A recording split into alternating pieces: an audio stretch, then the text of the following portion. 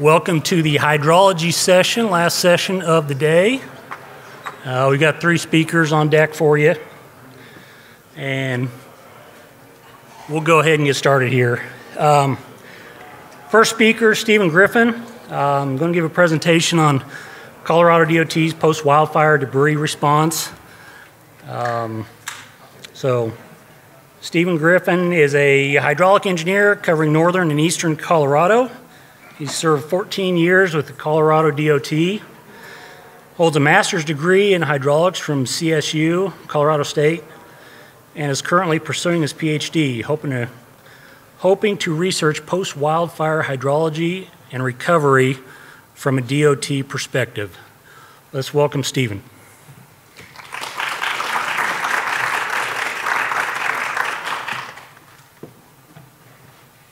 Well, thank you for that introduction, and thank you all for your perseverance. I know that that it can be a full day, so I've got some video embedded in here, so I'm going to try to see if I can't get those to play. And if not, then no worries. Ah, there we go. So, as the title indicates, I'm going to present to you on our live, as it's happening, recovery operations for 3 of our major fires, all of which took place in the year 2020. So just about exactly 2 years ago, our state was under considerable duress from these wildfires. And so, as some of you or many of you in the room may realize, the 3 to 7 year period after a wildfire in a natural state such as this can experience significant debris slides and debris flows as a result of precipitation events. And so that's really what I'm going to talk about here from the Colorado DOT perspective.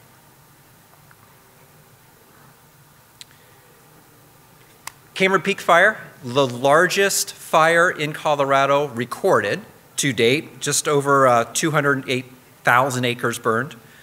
The Grizzly Creek Fire, which you might have seen on the news last summer, especially on the I-70 Glenwood Canyon corridor. Some of you may have driven that on vacation. If you're not from Colorado, you may have driven I-70 on your way to or from somewhere else. And the third fire is called the East Troublesome Fire, which we all think that name fits pretty well, at 193 acres. So this is the fire. It's just a little bit smaller than Cameron Peak and actually hopped the Continental Divide, which fires aren't supposed to be able to do that. So these 3 fires alone accounted for almost 1% of the total land area of the state of Colorado. We don't love that statistic. All 3 of those were going at the exact same time. Now imagine that you, if you're not from Colorado, are kayaking with your family or your friends on the Colorado River. And as you're doing so, enjoying your afternoon, you see this. If you're a hydraulic engineer, which I know most of us are, you say, some weir action happening over the upper deck of I-70. Isn't that interesting? We had some other words for it. Now, that was the very first debris slide out of several in the year 2021, resulted in multiple closures of the I-70 corridor through Glenwood Canyon, obviously massive disruptions to the traveling public. This video that I'm about to show you, whoops, let me see if I can get it, there we go, is the immediate aftermath of the Black Hollow slide. This is up State Highway 14. This is part of the Cameron Peak Fire. So you can see this was a neighborhood. This is a community. And here at the very end of the footage, you will see the roadway embankment to State Highway 14 in the extreme upper right. Thankfully, they're able to rebuild at least some of this community. But one of the communities immediately downstream of this was literally unbuildable. No one was going to insure it, and so they had to basically abandon it. So we probably all intuitively know some of the detriments of these post-wildfire debris events. So as we as a DOT are thinking through, well, how do we respond back in 2020? How do we respond to this? Because we know what's coming. We've had enough wildfires, and obviously other western states have it quite a bit worse off than we do. But we know what's coming. We know that these post-wildfire debris events are common enough that we should start putting a plan in place to handle those. So back in 2020, we're looking at these 3 wildfires in addition to some other smaller ones that we had in the state, and we're saying, okay, we can see from the burn severity maps that the Forest Service is providing to us that there are multiple affected watersheds. We know, or we're pretty sure that not all of those watersheds is going to slide, but how do we know which areas of our infrastructure to protect, and how do we know what our tolerance for risk is? So a few things that we've learned, I guess, through the School of Hard Knocks, and from some other DOTs, and from the Forest Service, and from the USGS, and all of the other collaborative partners who we've worked with over the years who have got a lot of experience with dealing with this. So what do? Well, we start by looking at those burn severity maps. So the Forest Service will put out what's called a BEAR report, and some of you might be familiar with that. And that shows the entire affected area from the wildfire and what the burn severities were based on aerial reconnaissance. We'll start modeling the hydrology, and we'll bulk up some of that hydrology based on our post-wildfire assumed condition. We're going to look at the soil hydrophobicity, which, try to say that in public, there you go. Hydrophobicity, which is basically how resistant to precipitation is that soil, because the nutrients have burned away, the vegetation has burned away, and sometimes you get, as you see on the screen, you actually get like a solid crust. It almost looks like asphalt. And of course, that's going to repel rain. Where do we have rain gauges? Where do we have flow gauges? Where have other agencies that we can collaborate with? Where do they have that monitoring equipment? What are our detour routes? As you can imagine, for Glenwood Canyon, and this was in the news as well, we had really just one alternative, and it was called Cottonwood Pass. Cottonwood Pass is a gravel road in some parts. It's very windy and twisty and goes very high and dips back down. Totally fine for a passenger car in the summer months. Well, someone tried to take a commuter bus up Cottonwood Pass with somewhat predictable results. So, are the detour routes viable? How long of a detour are we talking if we do have to close that canyon or close that road? What is our emergency action plan? So these are the questions that we're asking ourselves as we're coming up with our response. And what's the ease of communication? A lot of these fires are taking place in canyon environments. Cell phone coverage is non-existent. Even satellite phones, at best, have a texting ability, but you can't actually get a call in or out sometimes. What you're seeing here is the radio system that we use to communicate with our maintenance patrols. In some cases, this was literally the only way for us to get messages in or out of some of these canyons. The satellite phones were okay as long as all we need to do is text, but anything beyond that, the radios is really what we came up with. And then we can start looking, okay, has this watershed or this series of watersheds reacted before? Do we have any history of debris, whether or not it was post-wildfire related? Are there known threats? And this is where getting something in the air has proven to be invaluable. That might be a helicopter, that might be a fixed-winged aircraft. In our case, we're starting to rely a lot more on drones, SUAS. And we can go up some of these watersheds. Now, the one you're seeing there in motion on the right is one that has already slid due to debris. Now, it continued to slide throughout 2021, but we're able to fly up that watershed and see, okay, what hazards are present? This footage is hot off the press. This is just from about 3 weeks ago, and this is from the East Troublesome Fire. So let me put that in motion for you. And let's see if we can identify a few of those hazards that we might want to mitigate. So let me get that in motion here. So we can see that this is just freshly slid onto the highway. And we see, that alluvial plain is coming out even at grade with that highway. Hopefully no one gets motion sickness. We have some woody material that could easily mobilize in a future event. What else do we see? There's a debris dam that might be forming. Might not. Maybe it'll form, maybe it won't.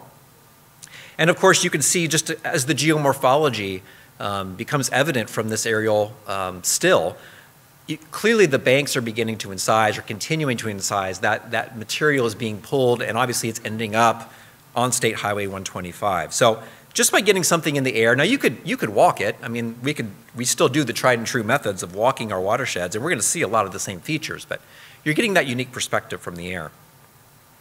And finally, as we think through our plan, well, how practical are our countermeasures? How practical are infrastructure improvements? So let's say we've got a small culvert crossing that we are pretty sure is going to get some debris flow, and we say, okay, well, maybe we want to upsize that. This might be an example. On the left is the Google Street View from, I don't know, probably 2020, early in the year, or in 2019. On the right is in December of 2020. So this is after the fire's been put out. We are up the canyon doing some of our initial assessments. That's pretty much the exact same picture there, left to right. So we identified that and we said, right now that's just a 36-inch CMP, and that's probably not going to be able to handle the woody material that's about to come down and the muddy water that's going to come down and whatever else is up there. So what we did is we decided this is a perfect location to upsize. So instead of that 36-inch pipe that we had, we elected to put a box culvert.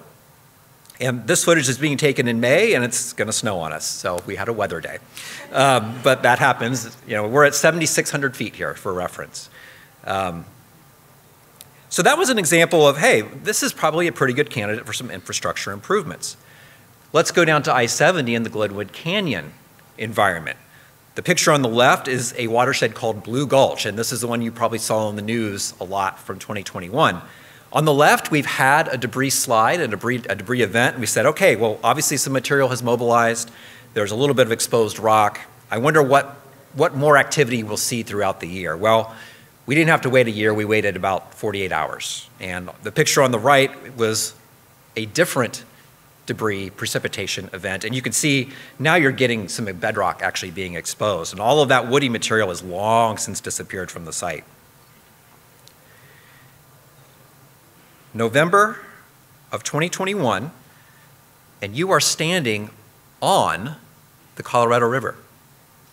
This is it. So that same stretch that people were kayaking in the initial footage from 2020, here we are standing on top in 2021. The river's sort of going beneath us. You see just a little bit of surface flow exposed there. And you see there that at this point we've opened one lane of I-70 in both directions. And the equipment in the background is feverishly trying to dig this material out so that we can re-expose the river more to a proper setting. Because we want to make capacity for whatever's about to come down next, right? In this case, that the volume of the material, the size of the material was such that there's no type of infrastructure that we can build in a cost-benefit sort of way that makes sense. So let's not try. Let's not embarrass ourselves by going to our decision makers and saying, can we have, I don't even know how many, millions of dollars to fix this. What they elected to do instead, and the individual on the left there is Stuart Gardner, who's my counterpart in the Western Slope in Region 3 of CDOT. What they elected to do is to concentrate on a smaller scale and say, let's protect for the more common, the more frequent events that might come down. So they have these bags, and Stuart is there for scale on the left. And let's just try to capture what we can. We know this won't get the really big stuff, but you know what? Nothing will. So our emergency action plan in this case is not to build infrastructure. It's more to say, we're going to be preemptive with our closures. We're going to talk very closely with the National Weather Service, and at the first hint that there might be an event coming down that I-70 corridor, we're just going to go ahead and close that highway down. We've been talking about the risks of post-wildfire debris flow. I'm sure a lot of you probably know what those are. Obviously, the threat to life and safety is paramount. So we won't go item by item through that, but how do we assess that risk then?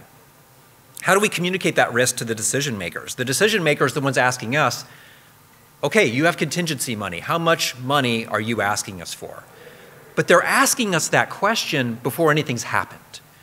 We've got 3, 4, 5 summers to get through with these monsoon rains that are very common in Colorado that trigger these events. How do we tell them, here's where we want to put infrastructure, here's where we would rather go softer and focus more on our emergency action plan, preemptive closures? So here's what we came up with. The first thing we want to do is install as much monitoring as we possibly can after that fire. So what does that show us? We can go to our executive director or the decision makers, and we can show them videos like this. So this is all in the course of one afternoon, and you see this dry channel that has obviously been affected by the fires, and then what you saw there, I think I can play it again, is you'll actually see multiple pulses as it comes down the watershed, as various tributaries find their way to the culvert, which is basically where this trail camera has been placed. So we could show them that and illustrate a little bit about what this looks like on a small scale. We're cooperating with various stakeholders like the USGS, like our local, Larimer County and some of the other entities, the Forest Service, and we're getting as many stream gauges and river gauges up there as we possibly can. The rainfall patterns that trigger these slides, at least for us, tend to be very isolated. So you can have a very focused storm cell that's dropping 1.5 inches in a half hour, go 2 miles down the road and it's barely a trickle. So they're very isolated, very focused, but very intense rains. 1.5 inches doesn't sound like a lot of water, 1.5 inches an hour, let's say. That's about what we find triggers these events in the post-wildfire condition. Anywhere from 1 inch to, I believe Black Hollow was 3.5 inches in probably just a little less than an hour. But for us, that's a lot, especially in these environments. And we want to learn from the past, from the High Park fire, from the Hayman fire, from some of these other fires that we've had. What has worked? On the left, you see an installation. This is actually through the Emergency Watershed Protection Program, EWP. And they're going to guide some of this flow into the culvert crossing rather than letting it overtop the road. We know that's a pretty easy structural solution that works. On the right, we have a culvert. This is from the High Park fire in 2012. It was a small 24 or 36 inch CMP that we upsized to a box culvert. Box culvert allows us, it's a wider opening, we can pass more of that mud and woody material through it.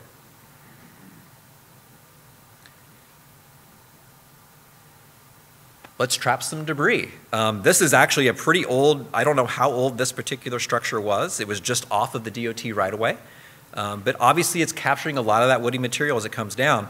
In fact, what our guys have done on our maintenance patrols, they'll just use barrier. They'll just use highway barrier, put it right at the edge of the right-of-way, and almost, sometimes they'll even make a V-notch out of it. And I didn't tell them to do this. I don't think anybody told them to do this. They figured it out on their own. Hey, let that stuff spill over. It's not going to necessarily stop a road closure, but it'll slow down some of that bigger stuff, and hopefully our reopening will be a lot faster. And we want to look at, can we minimize closures? We're not going to prevent closures. This was one of our first slides there on I-70. As I say, there's nothing you can build to stop that, but we're gonna minimize what that closure is gonna look like. And let's emphasize that effective response maybe over total prevention. We're running a little low on time here, but the purpose of these two slides is just to say, hey, these fires, they're not the same. So there are 3 big fires in 3 different parts of the state. They all behave differently. And sometimes you've got a watershed that severe burn throughout and the rain patterns based on past observations from the Weather Service. Yeah, you're absolutely going to get that monsoonal pattern. And it turns out not to do anything. Other watersheds, they're kind of a low to medium severity burn. The precipitation patterns, there's a low to medium risk. And those end up being our problem children. You don't totally know what's going to happen. So how do we rank these? Before anything has actually happened, or just as they're starting to slide in that first or second summer, well, how do we rank these and how do we prioritize? Where do we want to spend that money and how do we communicate that up? Well, there's a number of factors that I've listed here. It might be a little too small to see, especially from the back there, but bottom line is, from the beginning, we need an emergency action plan, recognizing that these fires are different, and some of them are in canyon environments, some of them are a little wider. What are those precipitation patterns? Can we pull on our resources like the USGS, like the National Weather Service, to help us understand what's the prevailing direction that these storms tend to take. I am a middling meteorologist at best, and I certainly don't want to be staking millions of dollars on my meteorological skills. So we're going to talk to people who know what's what. And finally, I said, let's get a little qualitative. So we take the burn severity, we take the past behavior of those watersheds, we take all of these other collaborative partners and what their input is, and basically at the end of the day, we have to come up with something. So we come up with a ranking. And the way that we chose to do that, this is for the Cameron Peak Fire specifically, is we ranked the most at-risk watersheds by a low, medium, or high.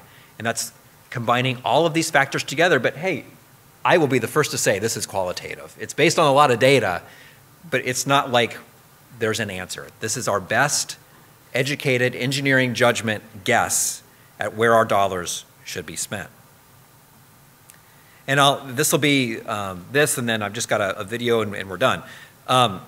Let's all agree on a plan we can live with. That's really where we land, is we are not going to stop all the material coming down from these watersheds. But if we can all agree on the plan, on the emergency action plan right from the beginning, maintenance is on board.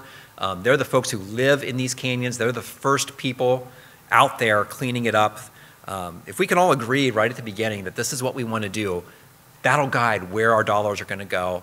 And as we communicate that up, hey, there's some risk here, but this is the plan that we've all agreed on and come up with. It's all going towards the plan. And finally, I'm going to get just a little Mr. Rogers on you. You might have grown up with Mr. Rogers. Maybe your kids grew up with Mr. Rogers. Maybe they still are. Mr. Rogers said, hey, when bad things happen, you look for the helpers. And this is now my third official disaster being at the DOT, 2 fires, 1 flood. And something that I've seen now in my third disaster is that when the residents of these communities see this, and so this is a guy named Rocky, and he lives in the same canyon that just got flooded from these debris slides. And he's the one who all night, that first night of the Black Hollow slide, is up there plowing the roads for the residents, which he is one of them. The people who depend and rely on us as a DOT to not only put in good infrastructure, but then to handle when emergencies happen, and they see that, and they see Rocky working through the night, you don't put a dollar amount to that. So with that, I'm happy to entertain questions if we have time.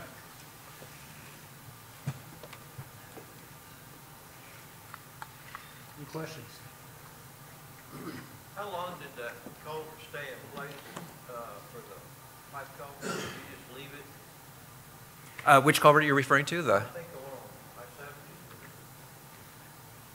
I-70. You replaced the pipe culvert Yes, yes.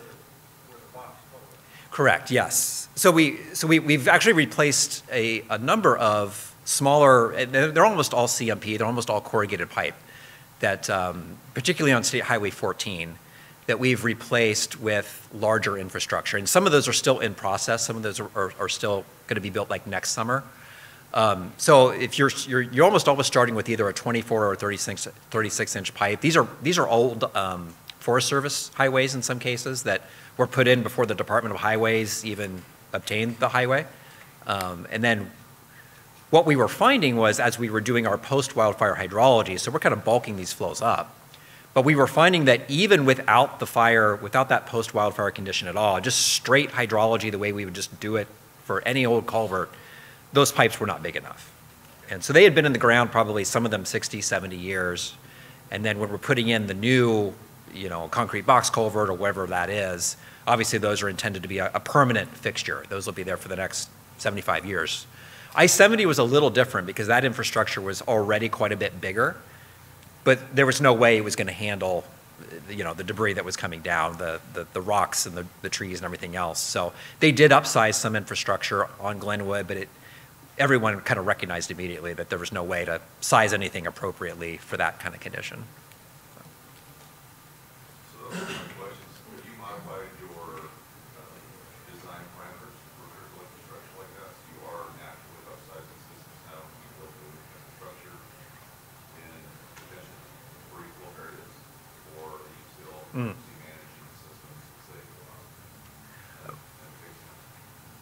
So if I understand, and I'll repeat your question. So hopefully if I'm understanding it, it's are we going forward going to size culverts for more of a post-wildfire condition or in critical areas? That's a really good question. At least to this point, that's not necessarily the strategy we've adopted. This is more of a response. The fire's already happened. There has been discussion moving forward as a DOT, and certainly in our northern and eastern Colorado area that we cover, is for the remainder of this canyon that has not burned, which we had the High Park fire in 2012, the exact same canyon that the Cameron Peak fire burned in 2020. Moving forward, do we just go ahead and do that? And I don't know that we've landed on a definitive, yes, we're always going to do that. It's certainly not written into our policy at this point, but it's certainly a discussion we're having. Yeah.